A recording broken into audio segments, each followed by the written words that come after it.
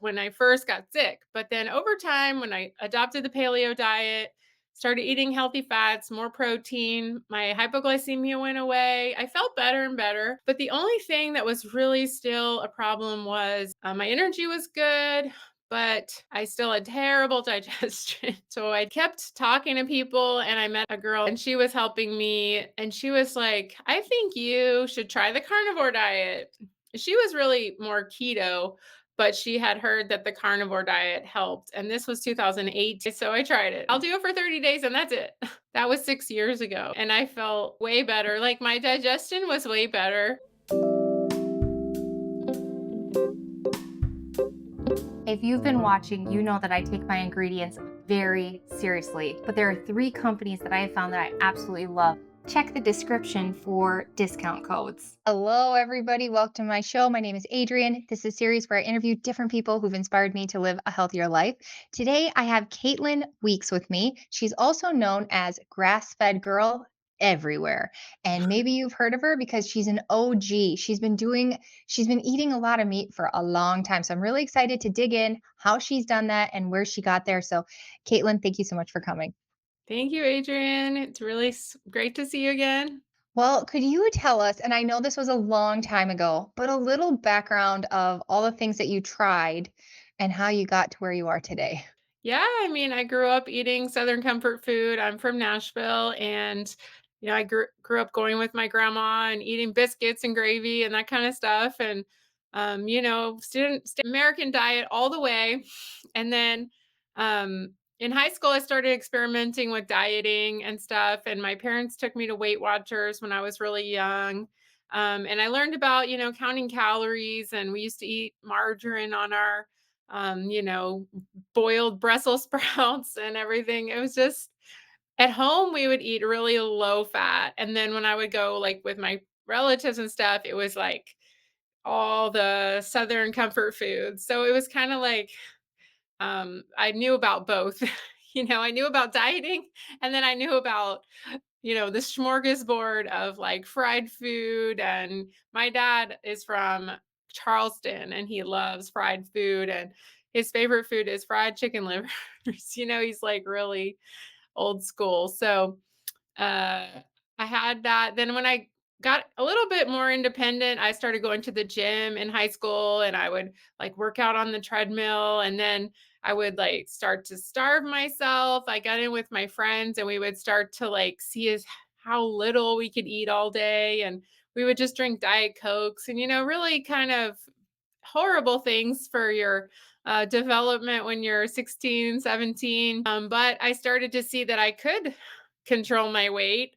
So I did a lot of that kind of crazy stuff. And then in college, I was like, the first time I had a meal plan and I could just eat whatever I wanted. I didn't have to like ask my parents if I could eat something. And so I just went crazy when I got the meal plan. And I just was like, I'm just going to eat whatever I want and I don't care. So I gained like, instead of the freshman 15, I gained the freshman 25. And then um, it just kept going and going because I just didn't have any solid information. It was just like either cut calories and be starving, or just binge and gain weight. So, I mean, kind of very similar to you.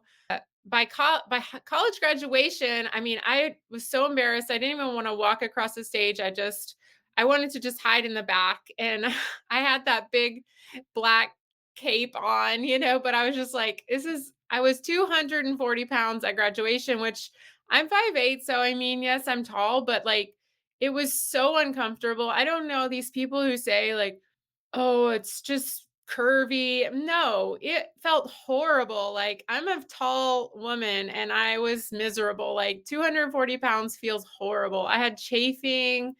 Um, all I could wear was sweatpants and shopping at Walmart because no clothes fit me at all. I just wore like basically sweatpants. And when you're young and like I used to get always get the line, "You're pretty, except you're a little chunky," and it's like, thanks. When you're young, it really hurts. And Mhm. That's all you can do is wear sweatpants because you're You got so a pretty face. yeah. Yeah.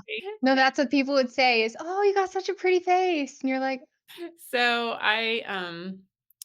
when I got out of college, I was like, I think I'm gonna do this on my own this time with without my parents saying, "Hey, let's go to Weight Watchers." I thought, well, I'm gonna do it on my own. So I did it all again. I did Weight Watchers by myself and I cut the calories, and it was a little better this time because I was eating more protein. I learned kind of like how to use my points. That was a new system at the time, and so I could kind of use my points for like I remember I love chicken legs. And this was, way long time. And I was like, okay, if I eat bunch of chicken legs, I'm full, for a while. And then so I would kind of started to learn like, hey, protein is better use of your points than popcorn, which is what most people would eat, like that air popcorn or something. yeah.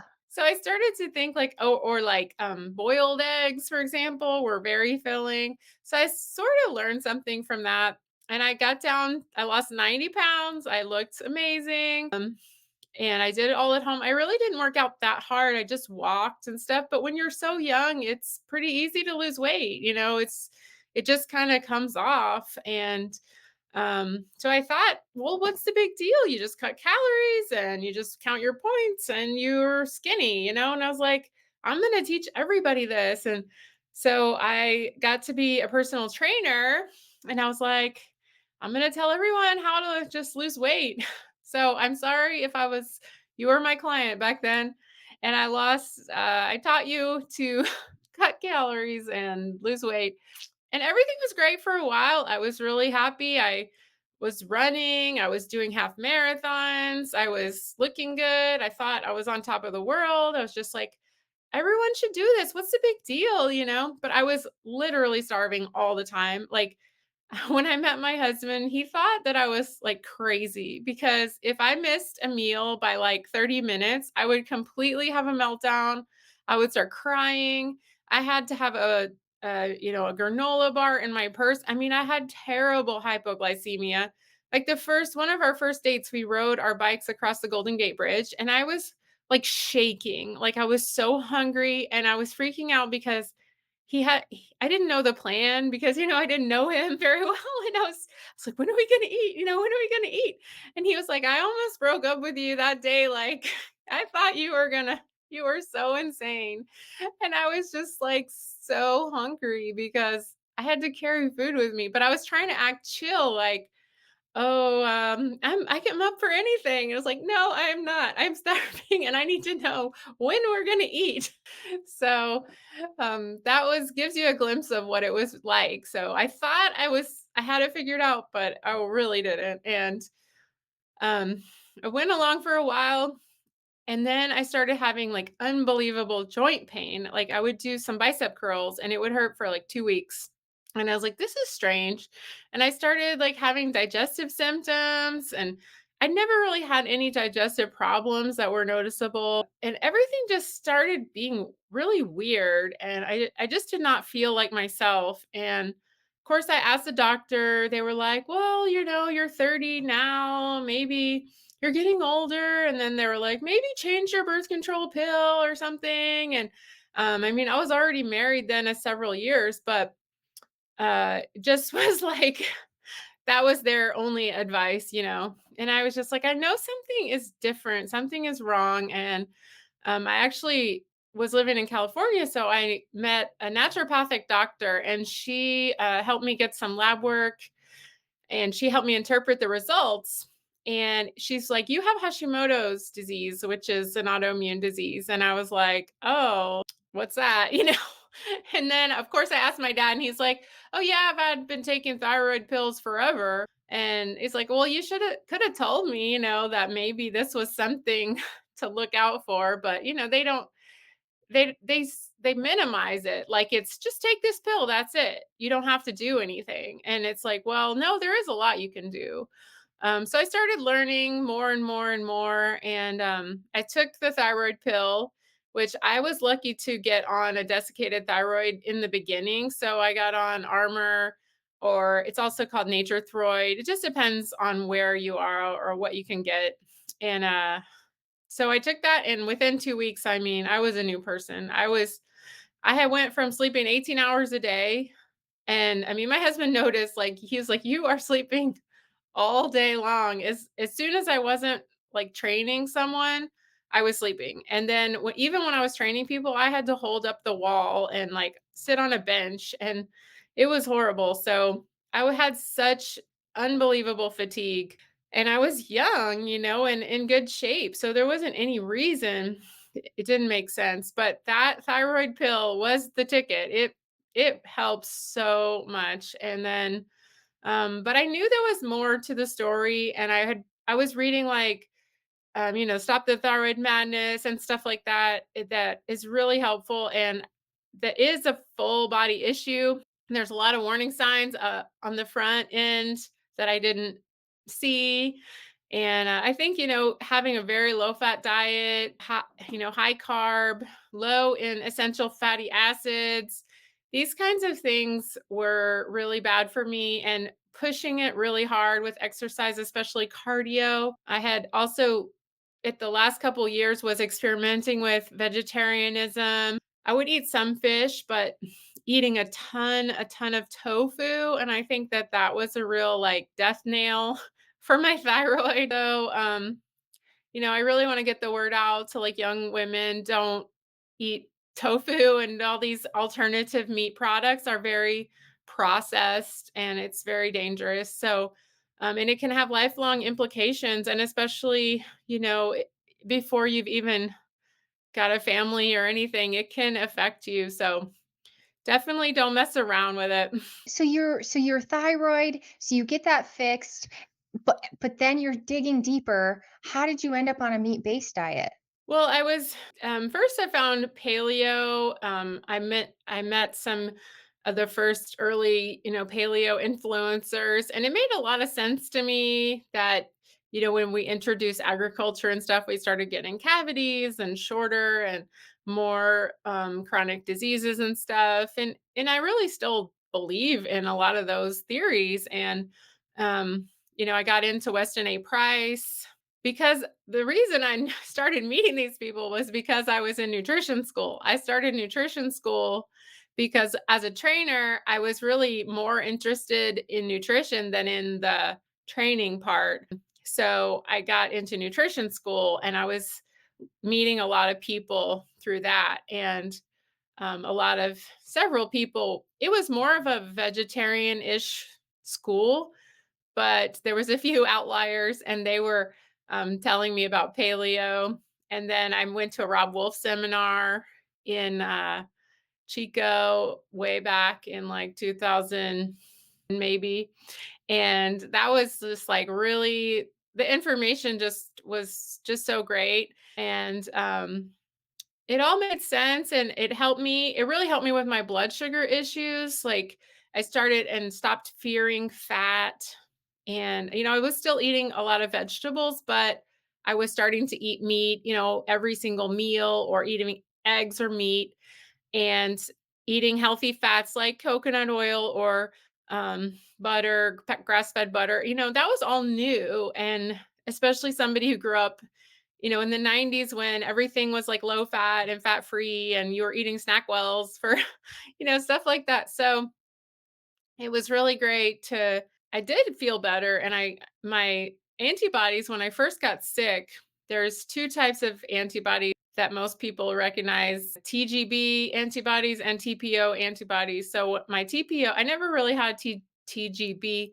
but I had TPO, and TPO was 600 for me, and that's really bad. I mean, I've heard of worse, much worse, but that was really bad. And that's a full scale, like, your body is attacking itself, and you're attacking its own thyroid, which affects your energy and your metabolism. I gained, like, 30 pounds overnight, and that was really weird. So anyway, so that was all kind of when I first got sick. But then over time, when I adopted the paleo diet, started eating healthy fats, more protein, my hypoglycemia went away. I felt better and better. But the only thing that was really still a problem was the my energy was good, but I still had terrible digestion. And so I did kept talking to people, and I met a girl that was her name was Vivica, and she was helping me, and she was like, "I think you should try the carnivore diet." She was really more keto, but she had heard that the carnivore diet helped, and this was 2018. And so I said, "Well, I really don't want to do that because I already like my diet at that point was like basically broccoli, chocolate, and meat, and maybe some butter, coconut oil or something." And I was like, "I really feel like I don't eat anything already. I don't wanna go down to just meat." But she said it was gonna help me, so I was like, "All right." I tried it. 30 I was like, "I'll do it for 30 days and that's it." And then, that was 6 years ago, so I felt way better. Like, my digestion was way better. The bloating was gone within 24 hours. I had more energy. I didn't have all those sugar cravings.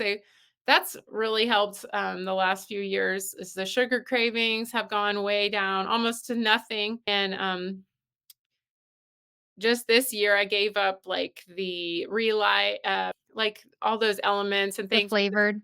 The stevia, yeah, the flavors in that I can still drink like these kinds of things with no sweet taste, but I can't drink the ones with the stevia, so I completely gave up stevia, and that helped a lot with the cravings in the electrolytes and stuff.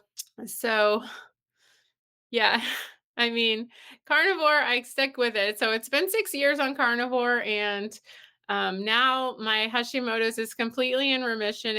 I just went to the doctor yesterday, and my TPO antibodies are now 15, and they were, 600 to start, and on keto, they stayed around 100, but I never got down to this, which is like under 30 is considered complete remission. And I do still take my thyroid medication, but I've been able to cut it. It was 125 and now it's down to 90.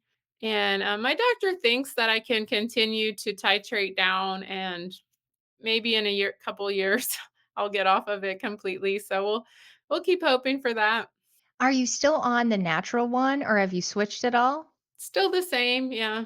Natural desiccated thyroid, I think, I can't even remember if it's the NP or the Nature-Throid or Armor is all kind of the same if you're as long as you're taking it's made up from an animal thyroid replacement rather than a synthetic, which most doctors are gonna put you on the synthetic. But the problem with Synthroid, which is like the most common one, is that it's T4 only, and T4 only has to be converted in the liver, and most people can't make that conversion because they have liver problems or um, I mean, it's just easier if they just go ahead and take something with the T3 in it. And so that's most people say they feel better on something with T3 or a combination T3, T4. Yeah, and it has T2 in it too, and probably other things that Yeah. nobody ever talks about, but it's Yeah, like they have some nature. people can react to the fillers. Sometimes they have corn or sugar or even gluten, which is a big thing with thyroid, Hashimoto's, any autoimmune disease. You need to avoid gluten as much, 100% if you can, because a lot of people react to it and it can flare up their autoimmune disease again. So, gluten with Hashimoto's is a no go. So definitely if that is in your medication or you don't feel better, you need to see if you can switch it up. Do you do dairy? Because part of everybody says autoimmune, you can't have dairy. I mean, I've done both. I mean, you have to experiment for yourself, you know. Don't just take somebody else's word for it. Like um there is so many you say dairy, but what does that mean? There is so many different types of dairy and you need to try them all. And um You I mean like sheep and goat and A2 I and Oh, yeah, I mean, raw? that's what I'm saying. You have to try them all for yourself and see. Like, I have tried them all. I have tried raw milk. I have tried just goat cheese. I've done all just goat cheese, As when I was pregnant, I recently had a baby, but in 2020, so I guess it's been a while, but, when I was pregnant, I ate all the goat cheese, all the goat yogurt, because I wasn't trying to lose weight and stuff, but I found that since I got off of that and I'm not pregnant anymore and I'm not nursing anymore. I nursed also for 3 years. So it really took a toll on my body and it's been hard to recover. Um, but since I really wanted to lose the postpartum weight and stuff, did have to cut out dairy completely. It really was there was no moving the needle when I was trying to eat dairy. So it caused me bloating. Even butter, I do better. I can have a little bit of ghee now and then, and sometimes like I'll eat like steamed shrimp, for example, and I want to have that something to dip it in, so I'll have some ghee, but definitely if you're having trouble at all losing weight, then definitely cut out the dairy altogether and then do it for like a month or something and see if you lose weight. And then I bet you will. And then maybe try introducing something like a little bit of goat milk or goat cheese or something. I found the goat cheese doesn't cause as much bloating and stuff as cow products, but goat, and it's also for me, I think that and for most people probably is there's the casomorphines, which is there's an addictive substance in milk that causes me to overeat. So I have a really hard time stopping when I start with milk or cheese, and I just want more and more and more. So if you're like that, then you know a little bit won't cut it. So I just rather not have it at all because and I mean if you're at your goal weight and you feel great and whatever, then you can probably have a little bit, but if you're really struggling or in a stall, then definitely. Would you agree? Yeah, I think they say that when calves drink milk, they can gain 60 pounds a month. And I feel that that's very accurate for myself as well. Yeah, I recently cut the dairy, and in a matter of 2 weeks, I lost 12 pounds. yeah, and That's so inflammatory to me, but that was just regular cow's milk, so I have hope that maybe when I get closer to my goal, maybe I can add some more back, but it'll just have to be playing around with it because I feel like it's hard to say, "I'll never have dairy again," so I think I'm to the point where it's like, I'm gonna go periods of abstinence. yeah, I mean, save it for like a holiday or Christmas Approved. thing. Yeah, for Yeah. birthday you can have a little piece of goat cheese or something. Okay, so you had a carnivore baby? When you were pregnant, were you able to stick with this? Because I've heard that nobody's able to stick with it because they crave carbs. How was your pregnancy? I mean, I felt amazing. I didn't have I really didn't have nausea, and I needed to eat pretty often, but as far as cravings, carb cravings were intense. They were so bad. And I think that that's probably some kind of evolutionary survival thing. And I did allow myself to have some fruit, but I really believe in what what you eat makes your baby. So I was very careful. I didn't eat any processed foods or anything. I would just eat like it was summertime, especially at the end of my pregnancy. I had the baby in September 5th, so it was in August, it was so hot, and I'm from Nashville, so it's 100 degrees. Even today it's probably 90 degrees today.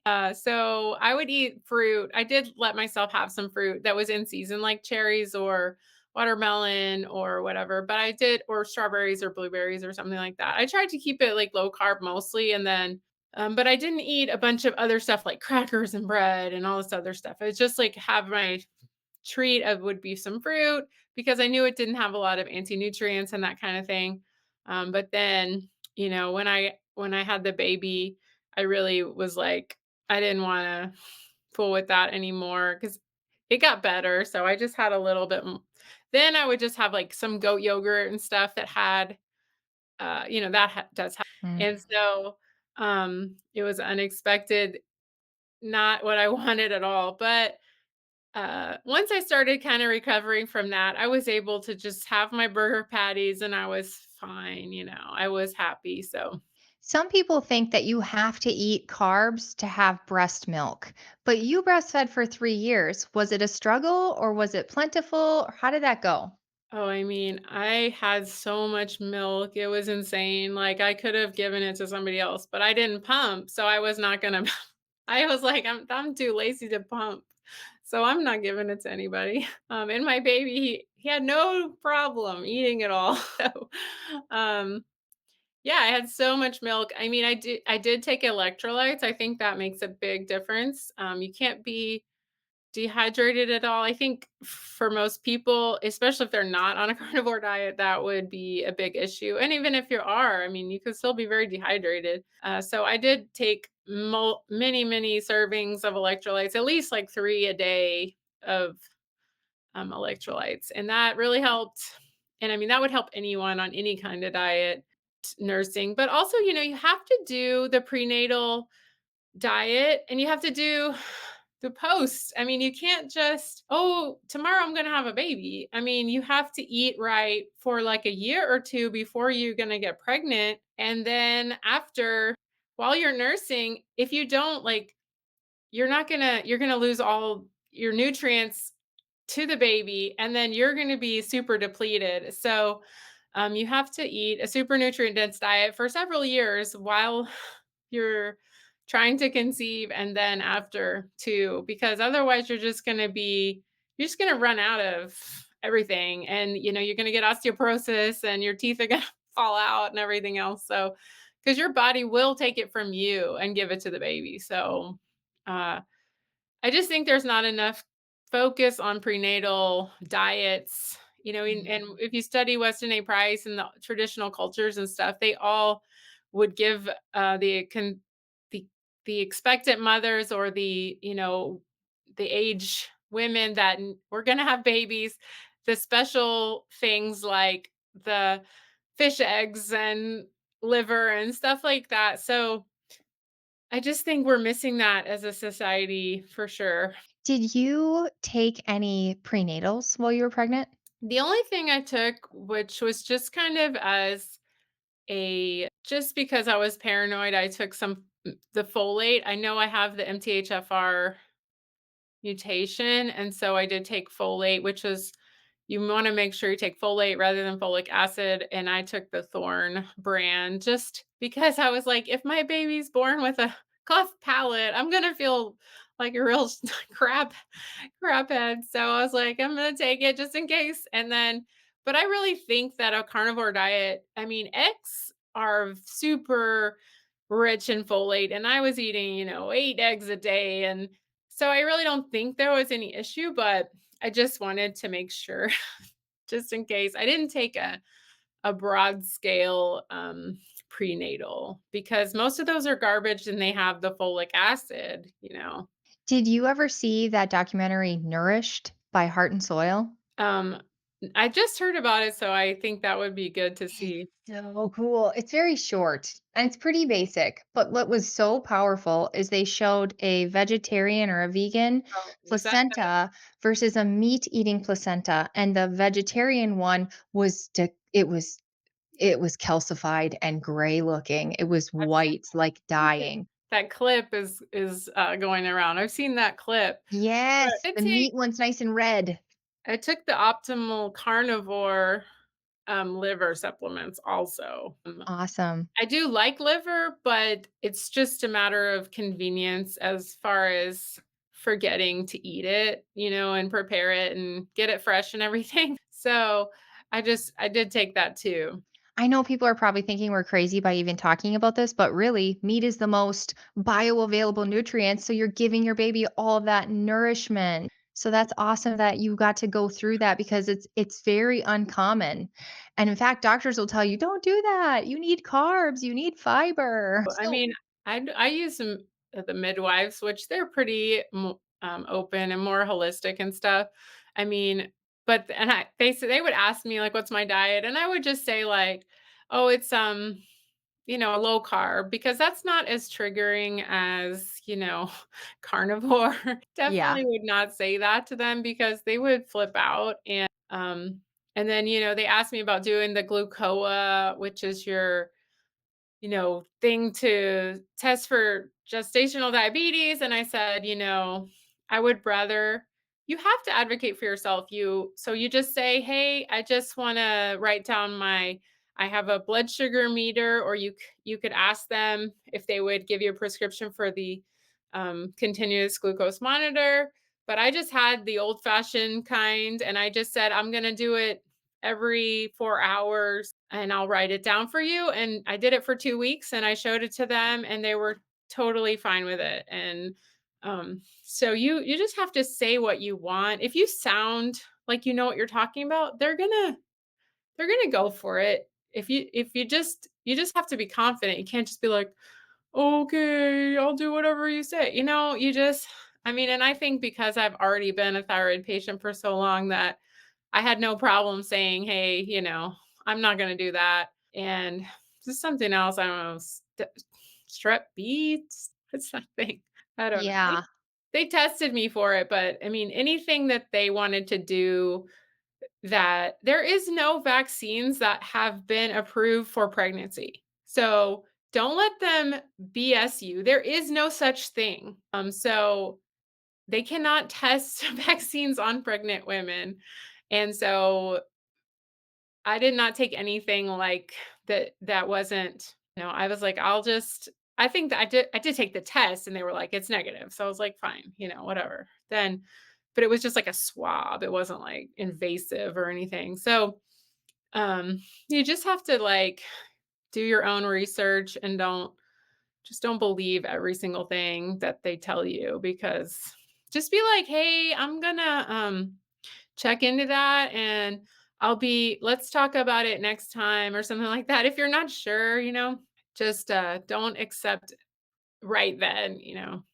I highly suggest that people, instead of getting what to expect when you're expecting, which is Ugh, so vague and not helpful, I didn't I read that. tell No. people all the time, Google indie birth 13 moons. It's a course in Mighty Networks, and it'll tell you so much more about primal birth and so much more behind the scenes. And it'll give you some different information about each decision you can make during pregnancy and during postpartum and during your birth.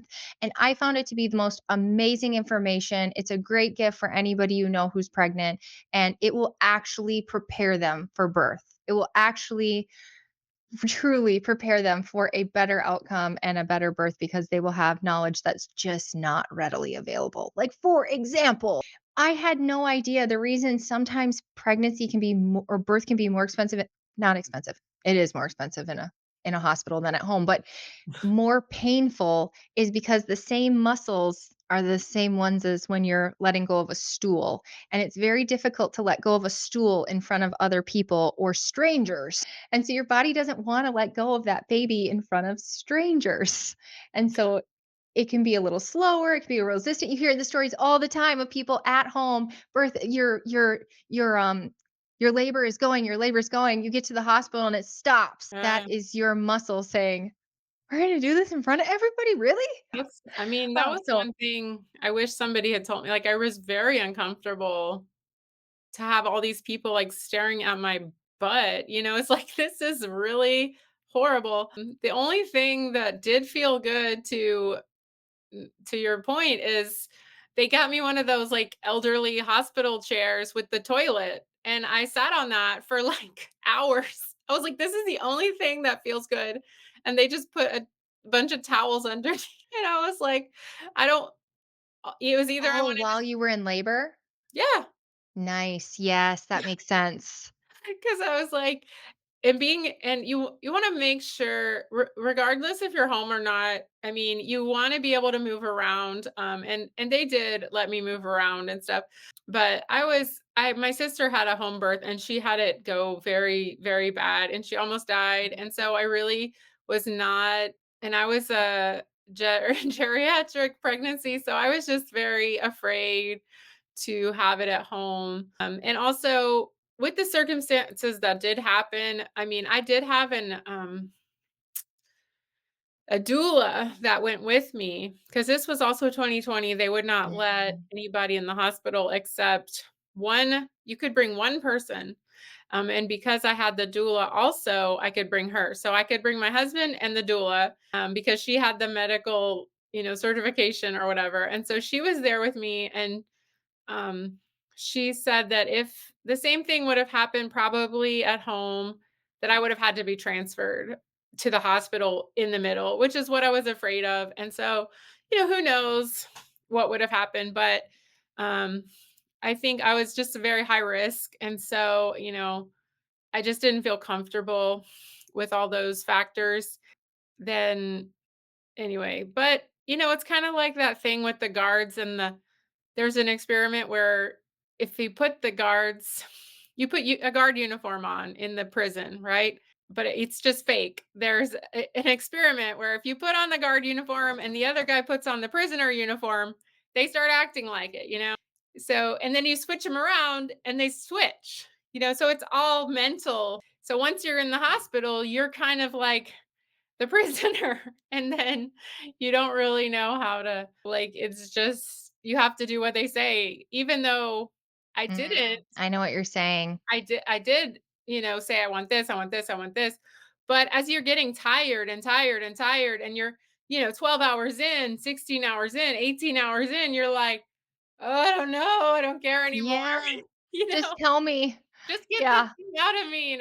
But I started having a really high heart rate, and they were scared that it was going to start affecting the baby. And I was 24 hours in, and um, then they just were like, you have to decide now. And they had let me push for so long, and nothing was happening, and my heart rate was just going higher and higher. So they just said, no, it's before I felt like didn't wanna go into a danger zone, and, I had a perfectly healthy baby. I was just like, I'm done, Yeah. I don't wanna risk anymore. I've already I pushed as far as I can comfortably push my body, so I was like, let's just get it out." Yeah. I birthed my first 4 in the hospital, and then I birthed number 5 at home. So, You had another no baby since I no talked to judging you? here at all. I think every woman has to do what they feel is the safest for them.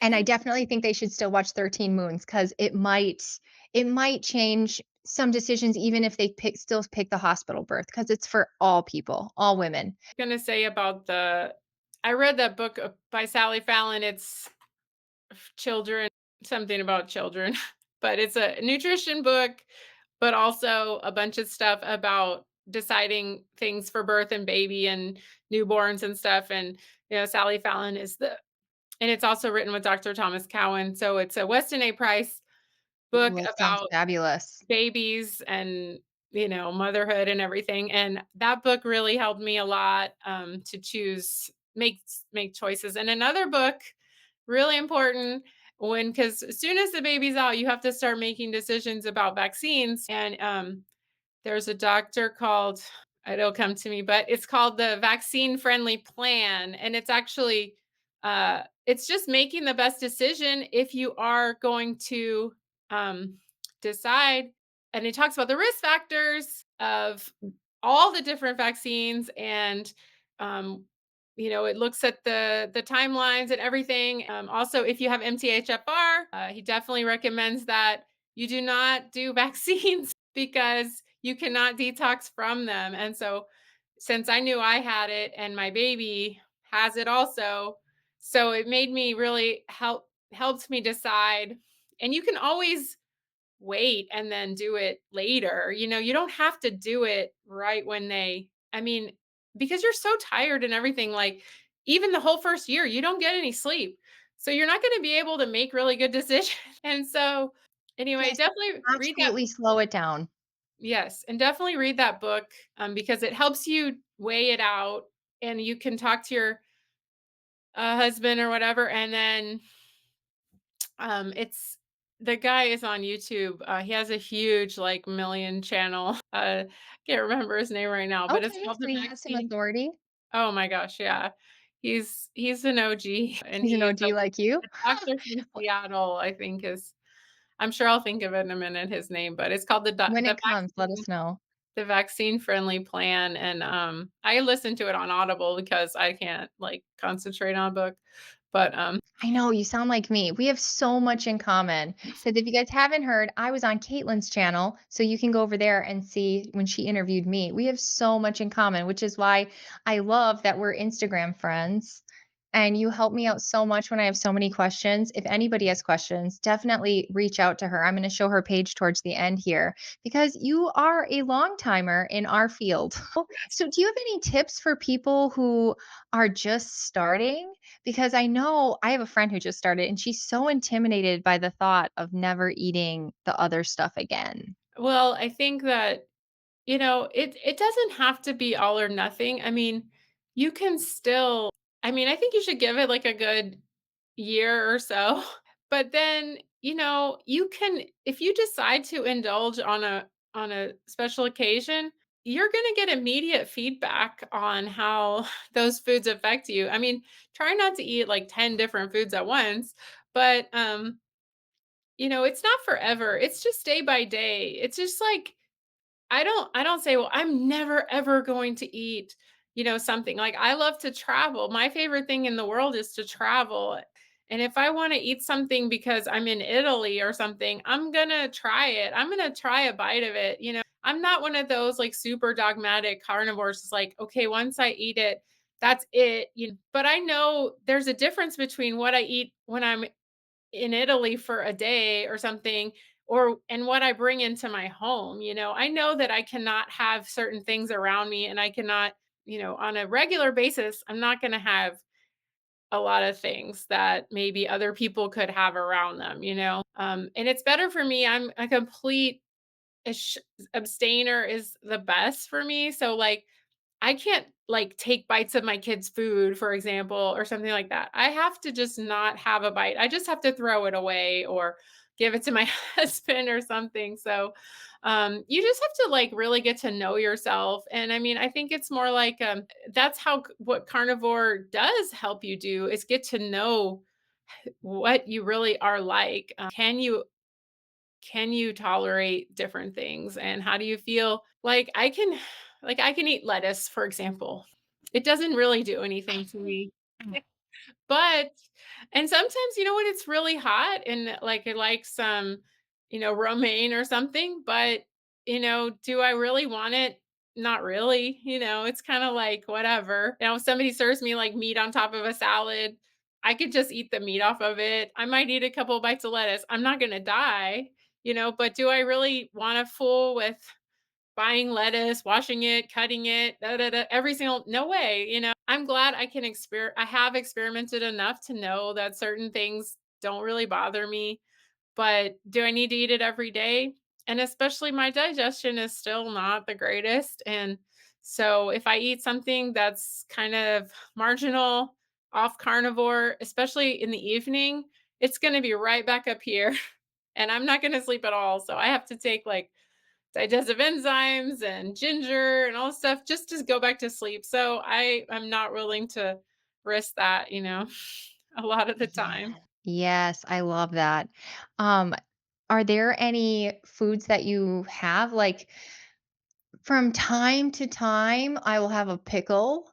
I've had a tiny bit of tomato, even though people say stay away from the nightshades if you have autoimmune. Well, I've had some guacamole. I mean, anytime I ever add anything, it's literally like relish. What would you call that? Like sprinkled on Condiment. top. It's no longer, it used to be my food. That Yeah. used to be my meal. And no longer. It's more like a sprinkling on the side. Is there anything that you consistently have, or it's mostly just meat? I mean, like, I know I can eat, like, I feel like if you want to introduce things, a good rule of thumb is to follow, like, Paul Saladino's chart of, like, low toxin plants. So, like, olives, squash, like, there's some lettuces have a lot of oxalate, so you have to avoid, like, chard and arugula and stuff. And then you could eat, like, romaine, for example. So I mean, that's a good place to start if you do want to introduce some things. So, like, I've tried avocado, and I can eat, like, zucchini or something, or like asparagus is probably okay. But, like, it's just after a couple of bites, I'm like, I don't really care about this. Um, and I know I just feel my best on big steak, you know? And Yes. I can eat as much steak. It never gives me heartburn unless I eat it like super late, like, 9 o'clock at night or something. But if I eat it, I could eat it up to like 7. I could eat a Brazilian barbecue up until like 7 p.m. and I'm fine. So I know, and I don't feel bloated or full. I mean, I feel full, but not like miserable, not like carb full. So what kinds of foods are your go-tos?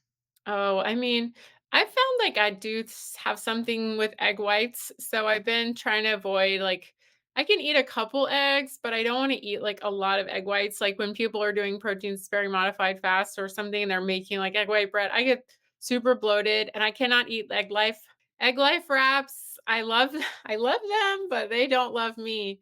So and like I can take an egg life wrap, put a bunch of butter in it and like it's not good. So egg whites definitely avoid. I can eat yolks though. It seems all right. Sometimes I put a yolk in my coffee just by itself and like turn on the blender.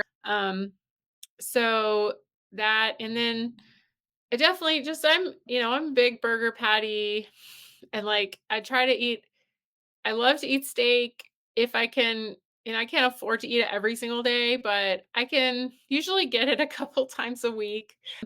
Find what's on sale or buy like, the family pack or something. I'm really good at I've been making jerky. I'm really good at making jerky. So I have a cheap dehydrator that I got like at a yard sale and I cut up the meat any old way and just put salt and put it in your dehydrator and in a couple of days, you'll have, like, the best jerky ever. You don't need all those spices, you don't need all that marinade and all that crap. Just put salt in your it's the best. I mean, I love jerky so much, and, just burger patties the rest of the time, really, and sometimes I buy, like, the Costco ones and Sam's Club and I don't when I used to eat only grass-fed beef, and that's why I have that name, but when I started carnivore, it just didn't really seem sustainable to always get grass-fed beef, and I also found that I didn't like it, especially in steak. And so when it's like your number one thing that you're eating is meat, I just found that I do better with like a mix of some grass-fed and some conventional, and I found so much healing from that. And so I was like, maybe the thing about eating only grass-fed is kind of overdone. I mean, I know there's a lot of benefits for the planet and, always trying to buy local and stuff. But, the people who sell meat in the grocery store are local ranchers somewhere, So, a lot of the meat there is from America and it's good stuff. So, I think I kind of lost interest in being 100% grass fed and grass finished and all that. So because I crave the fat so much and stuff, and grass fed beef just doesn't have the fat, and I don't add a lot of fat to my food, so I need to get it in the meat. Yes, I'm with you. I'm with you on all of this. The thyroid, the birthing, the grass-fed versus grain-fed. I've heard some people have found some success in the animal being completely grass-fed but finished on carrots. Hmm. I don't know where we find these animals, but that sounds delicious to me because carrots are sweet. I've heard about there's that Colorado company, and they have, like, hazelnuts or something like that, and Mm. chestnuts or something, and their meat was really good. I've also heard organic grain finishing is pretty good because then you're gonna have, like, less toxins and stuff, but you still get a little bit of the marbling but I mean, I think it's just don't you just can't obsess about that because there's so many other things to worry about, so just get the meat you can afford and that you like to eat, the taste of it. I mean, I talked to one of my friend's sons, she tried carnivore, and I was kinda like, "Oh, how's he doing?" And she's just like, "Well, he's so afraid to, like, eat in a restaurant," and I'm just like, "Well, I just don't feel like he's gonna stick with it if he's so terrified to, like, eat in a restaurant or" you just can't obsess about every little thing if you're gonna have it as a lifestyle and, um, it's just you just gotta, like, eat. I think it's okay to experiment, but I found myself almost becoming, I think they call it orthorexic, That's where I mean, I went down to lion diet where I was like, I want to see if going down to just ruminants, salt, and water is going to fix all my problems. And it didn't. And I don't regret the experiment. I think everybody should go out and experiment. But it in the end, like the root of my issues isn't the chicken and the eggs and the that's not the problem. The problem is other things are going on, but, yeah, I mean, okay. So I've also done not I've done lion diet basically, but with black coffee. So I did black coffee with all meat and salt because I was like, I just have because to you gotta have it. You don't yeah, wanna feel restricted, so it yeah, could be successful. and I do lose weight when I do that, but I feel very sad. So Yeah. because I love chicken wings and I mean, my husband loves salmon, so, like, we'll eat salmon a lot, and so and also I find it wasn't really it didn't make that big of a difference, so it's kinda like I mean, I may do it again, Me but too. it just wasn't like it wasn't like the silver bullet. Yeah. So you used to be a trainer. What do you do for movement now? What would you suggest for and what would you suggest for other people? Because maybe what you're doing isn't what you suggest for other people, but what are you doing now? Well, I mean, I definitely when you start carnivore, do not start a new exercise routine at the same time. So, start carnivore because it's a lot but some people, they try to do everything, and you're just gonna fail at all of it. So, It's stick with overwhelming, yeah.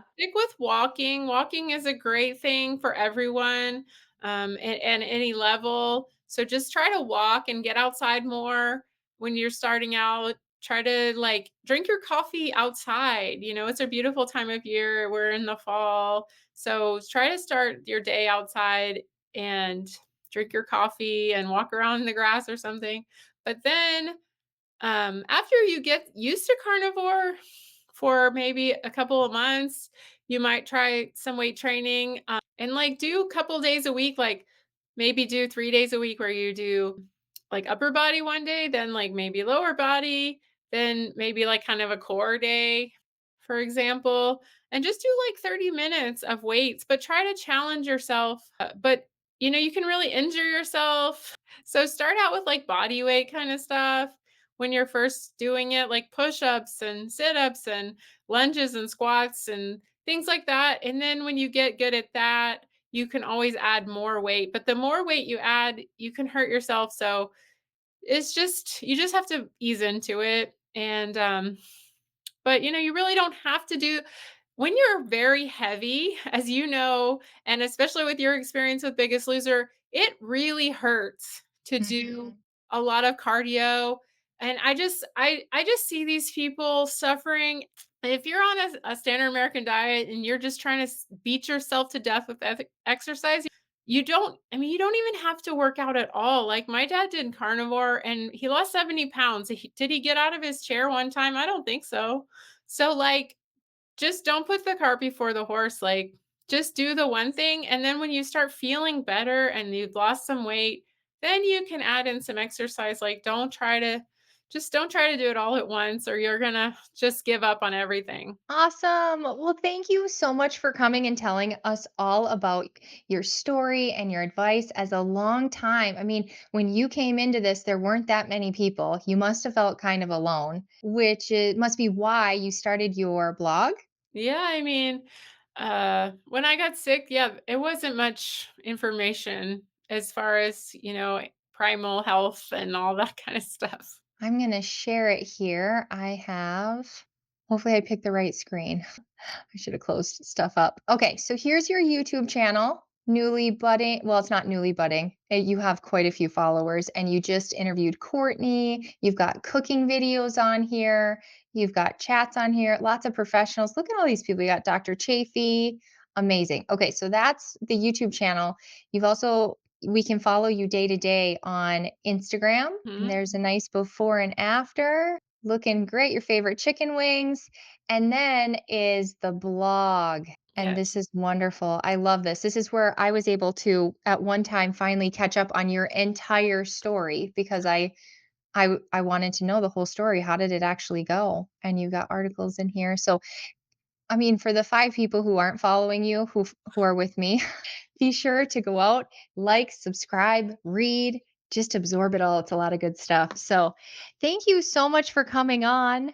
I really Thank appreciate it. you. And Yes. everybody, if you like this content, please like, subscribe, and share. Bye.